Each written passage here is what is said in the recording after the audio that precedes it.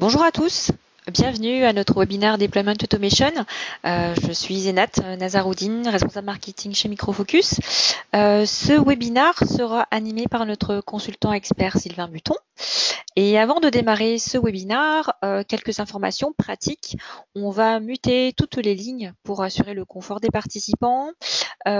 Autre information à retenir également, vous pouvez poser toutes vos questions à tout moment dans le module questions qui se trouve en bas à droite de votre écran. Vous pouvez également télécharger les présentations slides ainsi que la documentation sur Deployment Automation dans le module Handout qui se trouve également en bas à droite de votre écran. Donc voilà, concernant l'agenda de ce webinaire, que va-t-on découvrir aujourd'hui? Eh bien, une présentation de la solution suivie d'une démonstration et on finira par les points clés à retenir ainsi qu'une session de questions-réponses à la fin. Donc Sylvain, je te passe la main. Merci Zénat, bonjour à tous. Donc, je suis Sylvain Buton, je suis solution architecte sur les solutions DevOps chez Microfocus. Et donc aujourd'hui, nous allons parler de Deployment Automation, la solution pour automatiser vos déploiements applicatifs. Donc, que fait Deployment Automation? Il va déployer vos applications, qu'elles soient constituées de fichiers binaires, de fichiers plats, que ce soit des mises à jour de middleware, des changements de base de données, de la mise à jour de configuration. Toutes ces opérations peuvent être automatisées via Deployment Automation. Et on ne va pas faire qu'automatiser le déploiement de l'application, on va également automatiser le déploiement de l'infrastructure qui va supporter les applications que vous souhaitez déployer. Alors, comment vont s'effectuer ces opérations? Via du paramétrage de process de déploiement. Le process de déploiement, c'est une logique que vous allez implémenter et au travers de laquelle vous allez définir toutes les étapes élémentaires dont vous avez besoin pour déployer vos applications. Ces étapes élémentaires sont classiquement, par exemple, tester l'existence d'un service, le démarrer, copier un fichier, déployer un conteneur, tout ce qui est nécessaire au bon fonctionnement du déploiement de l'application. Et également, dans cette logique applicative, vous allez pouvoir coordonner le déploiement des différentes applications entre elles. Est-ce que vous souhaitez les déployer en parallèle, en série, s'arrêter si le déploiement de la première application échoue, etc. Donc, toute cette logique de déploiement, vous allez devoir la définir dans Deployment Automation. Évidemment, vous allez déployer sur des cibles. Ces cibles peuvent être donc des serveurs physiques, évidemment, mais également du serveur virtuel, dans des VMware, par exemple, ou dans le cloud, d'Amazon, Azure, ou alors tout ce qui est dans du conteneur Docker par exemple. Vous pouvez effectuer ces opérations via Deployment Automation. Alors là, on va parler évidemment du domaine DevOps dans lequel s'inscrit Deployment Automation. Et Deployment Automation, évidemment, va vous permettre de réduire le time to market. Ça veut dire être capable de pousser en production les changements qui ont été produits par vos équipes de développement. Réduire ce temps, ça va également vous permettre de réduire les risques avec Deployment Automation à travers des processus de déploiement que vous allez définir, qui vont être répétables, sécurisés. Donc évidemment, vous allez réduire tous les risques inhérents aux opérations manuelles de mise en production ou dans les environnements intermédiaires de vos applications. Évidemment, le but final étant de réduire les coûts de chacune de vos mises en production des différents applicatifs qui constituent votre patrimoine.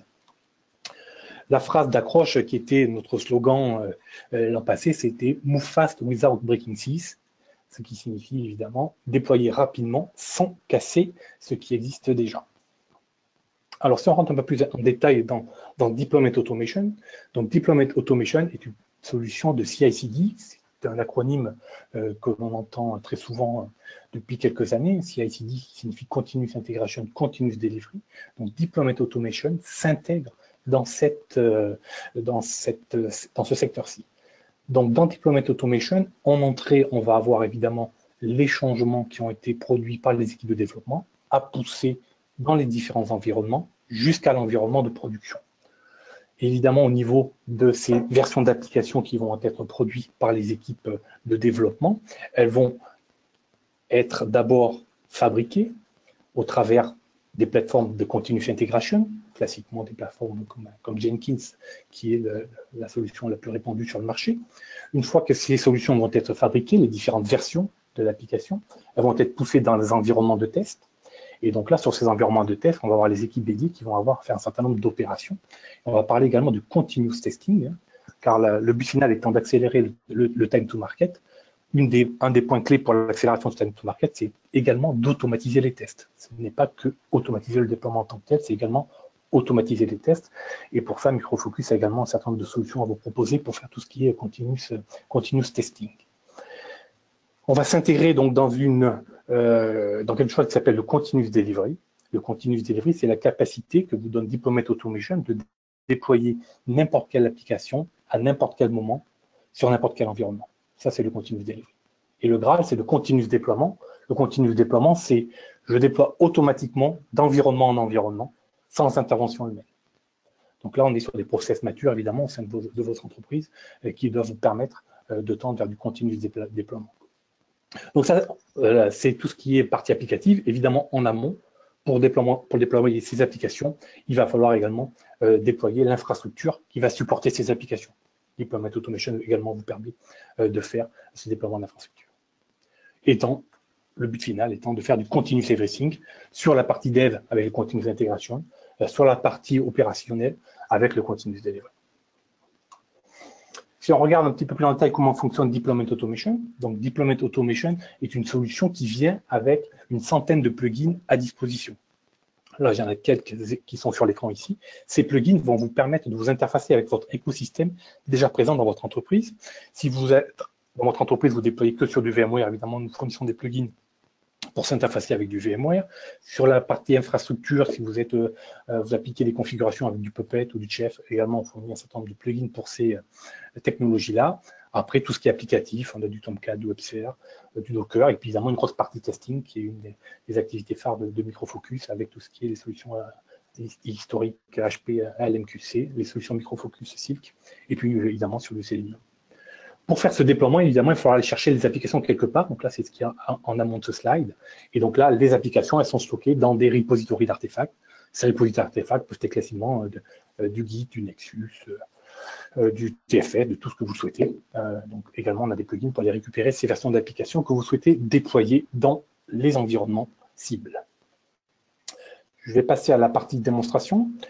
Sur la partie démonstration, donc, j'ai une vidéo qui va vous permettre de la suivre. Je vais vous faire les commentaires en live de cette démonstration.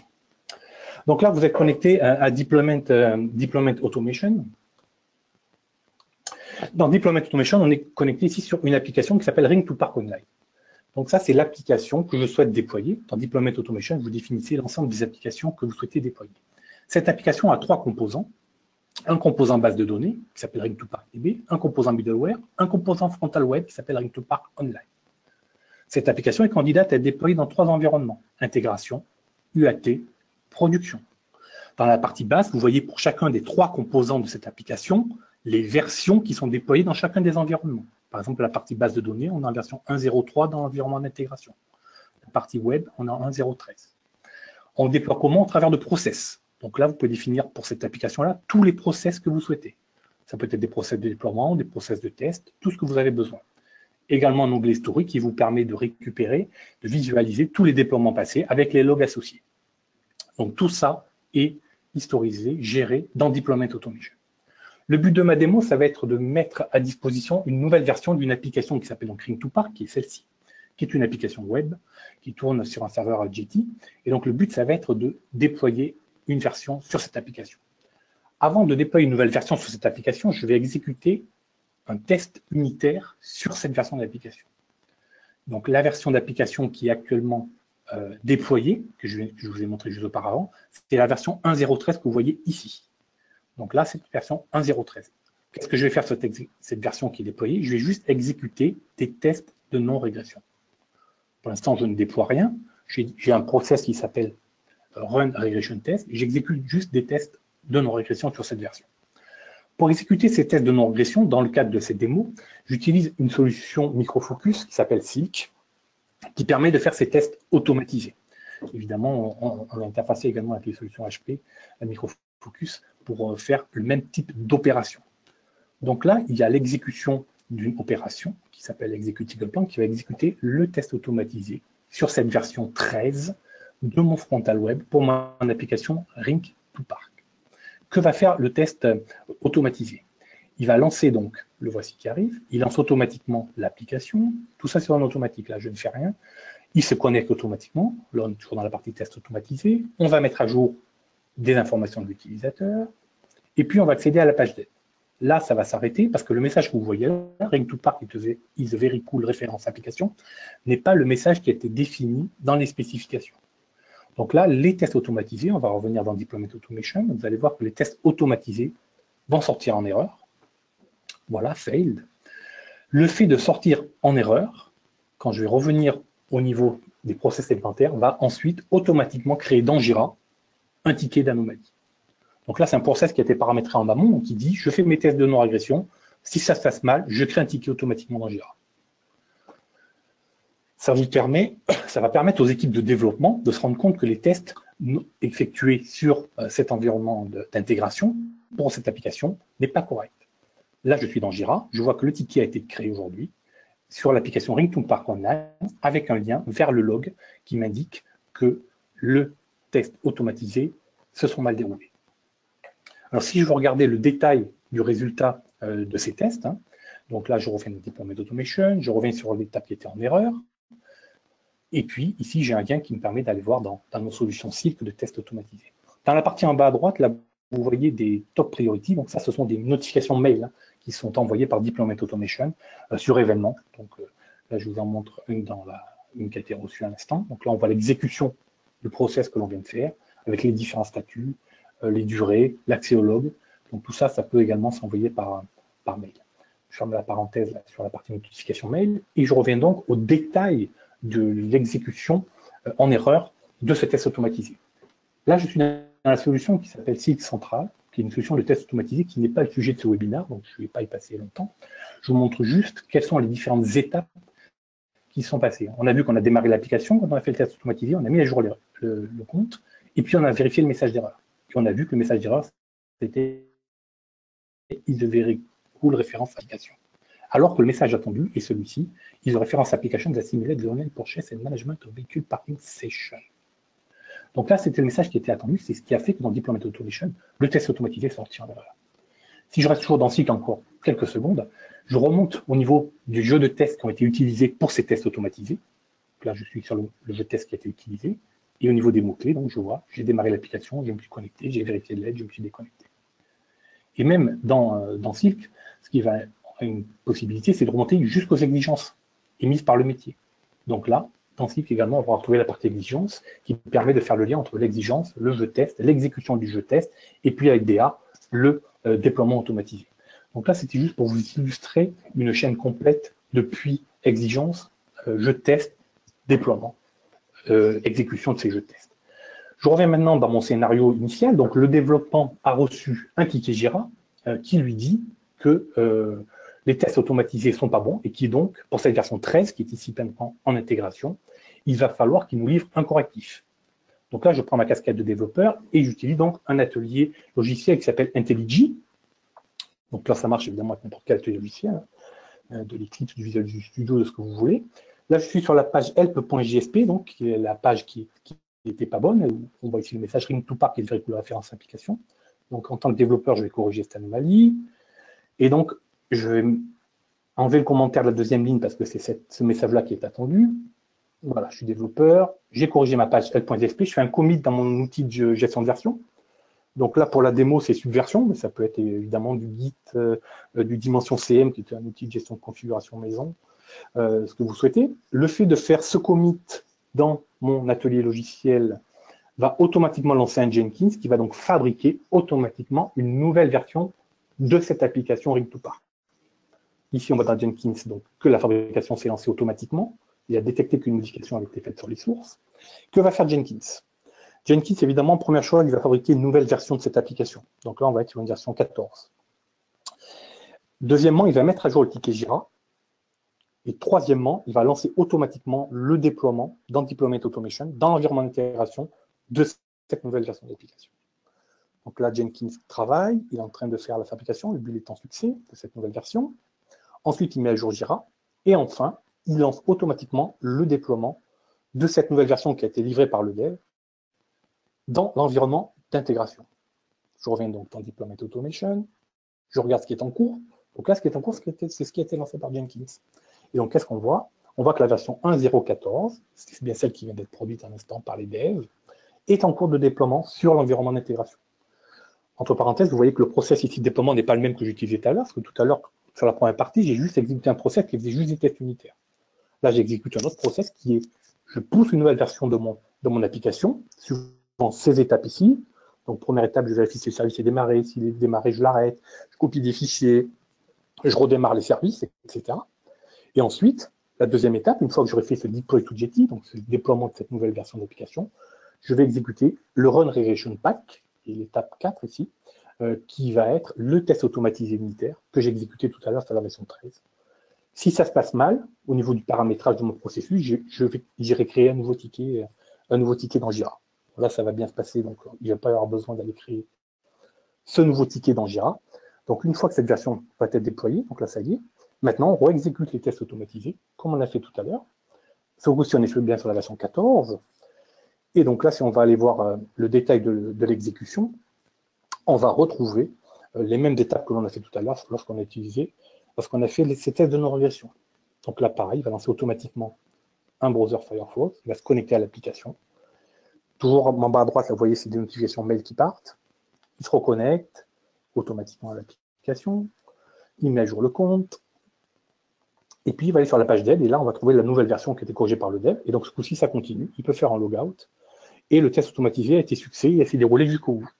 Donc là, ça veut dire que mon process de déploiement de la nouvelle version, plus les tests automatisés, se sont déroulés avec succès dans l'environnement d'intégration. Et que donc, maintenant, cette nouvelle version d'application, la 14, est candidate à être déployée dans les environnements qui vont suivre.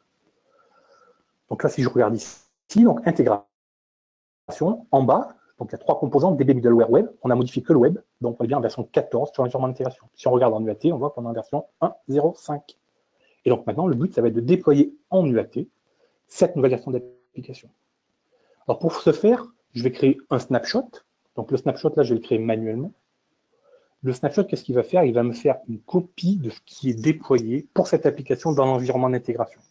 Donc en fait, il va venir copier les versions des 3 composants, le middleware, la base et le frontal web. Si je regarde ici le détail, donc je récupère ce qui est en intégration.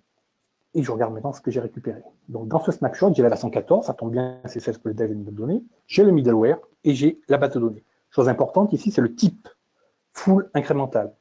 Ça, c'est très important pour savoir pour que Deployment Automation connaisse ce qu'il a à faire. Quand il fait du full, il va annuler en place ce qui était déjà déployé. Quand il fait de l'incrémental, évidemment, il va jouer toutes les steps intermédiaires par rapport à la dernière fois où quelque chose a été déployé sur cet environnement. J'ai juste fait un snapshot. Maintenant, je vais déployer ce snapshot. La création de ce snapshot, je l'ai fait manuellement ici. On aurait très bien pu l'automatiser également comme faisant partie du process de déploiement. Donc là, le snapshot que je viens de créer, le 4, je déploie donc en UAT les 3 composants de mon application. Quand j'ai déployé en intégration, c'était Jenkins qui me l'a piloté. Là, je suis en UAT, c'est plus Jenkins qui me pilote, je le fais directement par l'application Deployment Automation. La différence en UAT, c'est que j'ai un approval. C'est-à-dire que n'importe qui ne peut pas déployer dans cet environnement. Donc, je vais avoir un approval qui va générer un envoi de notification mail ou alors, directement comme ici dans la démo, dans l'application, la possibilité de donner cet approval directement ici. Évidemment, j'ai toutes les casquettes avec mon user, donc je m'autorise moi-même à lancer le déploiement. Et donc là, je déploie le snapshot que vous voyez en haut qui s'appelle Spring 04 sur l'environnement du AT. Je déploie les 3 composants ce coup-ci. En intégration, j'avais déployé que la partie frontale web. Donc là, je déploie les 3 composants. Je commence par la base de données. Vous avez vu que c'était en incrémental, donc il va déployer la version 1.1, 1.2, 1.3. Ensuite, quand ça sera terminé, il va déployer la partie middleware et puis la partie web, qui est la partie qu'on avait déjà déployée en intégration.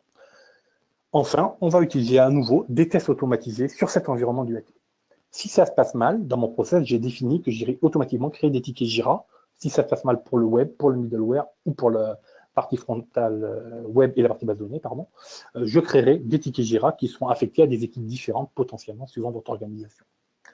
Dans le déploiement qui est en cours, vous voyez que c'est séquentiel. Il fait d'abord la base, puis le middleware, puis le web. Évidemment, c'est nous qu'on a défini ce process. On peut très bien imaginer faire les 3 en parallèle. La database, le middleware et le frontal web. Ou faire d'abord la base de données et ensuite en série, le middleware et le frontal web qui, eux, seraient faits de façon parallèle. Donc tout ça, c'est vous qui définissez toutes les étapes élémentaires dont vous avez besoin. Donc là, il a fini la partie base de données, la partie middleware, il attaque le frontal web sur l'environnement d'UAT. Toutes ces étapes de définition des process se font de façon graphique. Je ne vais pas vous le montrer dans ce webinaire du haut de temps un peu court que nous avons à disposition, mais tous ces paramétrages de process se font de façon graphique. Vous faites une sélection des étapes dont vous avez besoin dans une bibliothèque de plugins, une centaine de plugins à disposition, et vous construisez vos process de déploiement. Évidemment, quand vous construisez ces process de déploiement dans votre entreprise, potentiellement, ça va être les mêmes que vous allez devoir utiliser pour des dizaines d'applications. Donc, on a également un mécanisme de template qui vous permet de définir un template qui va être réutilisé par l'ensemble des applications. Là, je suis donc sur le déploiement de la partie web. Vous voyez qu'il y a une étape qui est en failed. Donc là, il a vérifié si un service était running. Donc, c'était failed, c'est-à-dire que le service était arrêté. Sur du fail, on peut définir si on souhaite arrêter complètement le déploiement ou si c'est juste une petite information que l'on peut continuer. Donc là, le déploiement est fini des 3 tiers. Et maintenant, il attaque la partie exécution des tests automatisés sur l'environnement du AT. Donc là, il va réexécuter automatiquement ces tests via, donc c'est du Silk qui pilote tout ça, notre solution de tests automatisés, qui va piloter ça. Donc, il réexécute les tests, il va vérifier le message d'aide, il est bon, il se termine. Donc là, les tests automatisés se sont terminés avec succès. Et donc, le traitement va être en succès une fois que Deployment Automation aura récupéré la main. Toujours les notifications en bas à droite qui sont envoyées sur événement en fonction de ce que vous aurez paramétré. Donc maintenant, si on revient au niveau de l'application et des environnements, on va constater que pour l'UAT, donc ce coup-ci, en UAT, on a bien la version 1.0.14 qui a été déployée via le snapshot 0.0.4 avec les 3 composants dedans. On aurait pu faire la même chose pour la production. Bon, je ne vais pas le faire parce que ça n'a pas grand intérêt. Hein. C'est la même logique. Et puis, une chose importante à voir ici, au niveau de la production, par exemple, c'est la notion de compliancy. Quand on est en production, on peut imaginer qu'on ait 3 serveurs derrière sur lesquels il faut déployer la même version d'application. La notion de compliancy ici vous indique que, en fait, uniquement un des 3 serveurs est à jour avec la version 1.0.5 que vous voyez ici. Donc, cette notion-là qui est très importante d'inventory de ce que vous avez pour chacun des environnements, pour chacune des applications. Si je vais zoomer sur mon composant que je viens de déployer, donc c'est mon composant web, ici je retrouve toutes les versions de ce composant qui sont historisées dans le Deployment Automation. La 13, c'était les tests automatisés sur lesquels ça s'est mal passé, et la 14, c'était la nouvelle version qui a été produite par les développements et qu'on vient de tester. Donc là, on voit qu'il y a un statut, donc on voit que la 14 est pour l'instant en succès, en UAT. Également, on peut retrouver ici les fichiers qui ont servi, qui ont été produits par le dev, et qui ont été récupérés dans une version dans le cadre de ma démo. On peut également les downloader si besoin, qui sont présentés ici. Pour terminer cette partie démonstration, on est capable, par environnement, via l'inventaire, de vous dire toutes les applications et leurs composants, les versions dans lesquelles ils y sont déployés. Donc là, on voit que pour la version 1. En production, c'est la version 1.3 du frontal web qui est déployée. Donc ça, c'est la notion d'inventaire, qui est très important pour savoir ce que vous avez déployé. Évidemment, quand vous allez déployer sur chacun des environnements, vous allez devoir jouer avec des jeux de paramètres. Donc ici, dans configuration, c'est là que vous gérez l'ensemble de tous vos paramètres pour toutes vos applications qui sont définis à ce niveau-là. On peut définir des paramètres au niveau des environnements, au niveau des applications, au niveau des composants, au niveau des process, au niveau des serveurs Deployment Automation. Il y a énormément d'endroits où on peut définir des propriétés, et ces propriétés ensuite sont utilisées lorsque vous définissez votre logique de déploiement. Pour terminer, un petit zoom sur les reports. Donc ici, vous avez tout ce qui est timeline qui vous indique le statut des déploiements passés. Également, vous pouvez planifier les déploiements futurs et définir des périodes de gel qui interdit tout déploiement sur toute ou partie de vos environnements. Également, dans le module inventaire, on va retrouver pour chacune de vos applications ici les environnements concernés et les versions des applications qui y sont déployées, et puis un certain nombre de jeux de rapport sur tout ce qui est temps moyen de déploiement, temps total de déploiement, nombre de déploiements en erreur. Donc, un module de reporting qui vous permet d'accéder à l'information. si je reviens donc sur le slideshow, pour les points à retenir de ce que je vous ai dit. Donc, Deployment Automation, c'est une application, c'est une solution qui est application-centrique et donc qui vous permet de définir vos process de déploiement par application. Également, vous pouvez coordonner le déploiement de ces applications entre elles, évidemment. Donc, c'est un modèle application-centrique qui vous permet de définir graphiquement les étapes élémentaires de déploiement. Qualité, prédictibilité, les process, évidemment, comme vous les avez paramétrés dans Deployment Automation, ils sont répétables à tout moment et vous êtes capable de retrouver un process que vous avez utilisé il y a 6 mois. Vous êtes capable de retrouver tous les paramètres que vous avez utilisés à l'époque, les différentes étapes que vous avez passées, les logs associés, tout ça parce que dans Deployment Automation, tout est versionné. Que ce soit évidemment les versions d'application que vous déployez, mais également les versions des process que vous utilisez. Planification, je vous ai montré à travers du module de reporting, vous pouvez voir coordonner les déploiements des différentes applications et faire en sorte que vous ne déployez pas, par exemple, en production le même jour des applications importantes. Au niveau architecture, j'ai pas eu le temps d'en parler, mais la solution est hautement scalable, donc évidemment est capable dynamiquement de détecter que, par exemple, en production, vous avez ajouté des serveurs et qu'il faut déployer sur ces nouveaux serveurs l'application X de façon automatique. Donc ça, c'est capable, Deployment Automation fournit cette capacité-là. Flexibilité, donc tous les paramètres peuvent être définis par application, par environnement, comme je l'ai déjà indiqué. Traçabilité, évidemment, une solution de déploiement doit vous fournir de la traçabilité, en vous indiquant clairement quelle version d'application vous êtes en train de déployer, où est-ce que vous avez été la chercher, donc dans quel repository d'artefact vous l'avez été la chercher, la versionning des process, la versionning des paramètres, l'historisation des logs qui sont accessibles à tout moment, et puis évidemment le module de reporting. Sécurité, très très important lorsqu'on fait du déploiement, de ne pas donner les droits à tous les personnes sur tous les environnements et toutes les applications, donc une sécurité très fine par application, par environnement, par process. Et puis full stack déploiement, évidemment, on déploie l'application, mais on déploie également tout ce qui est l'infrastructure liée à ces applications, et ces applications peuvent être déployées du coup dans un environnement physique, virtuel, cloud ou conteneur. En bas à droite, je vous ai mis quelques références. Et ça va être tout pour ma partie. Nat, avons-nous quelques questions? Alors, quelques questions sur la chatroom. N'hésitez pas à les poser. Vous pouvez également télécharger les présentations slides et documentation dans le module Handout. Donc, première question sur la chatroom. Comment fonctionne le système de licence? Alors, le système de licence n'est pas par utilisateur, il est par endpoint.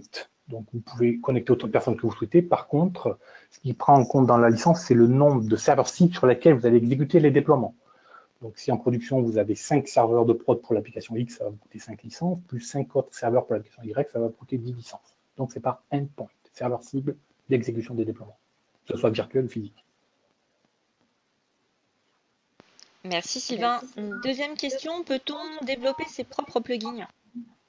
Oui, donc Deployment Automation vient avec une centaine de plugins nativement. Donc ça, c'est inclus dans le prix de la licence. Vous ne payez pas des plugins en plus lorsque vous en avez besoin. Vous pouvez y accéder sur notre site du support et les télécharger à loisir.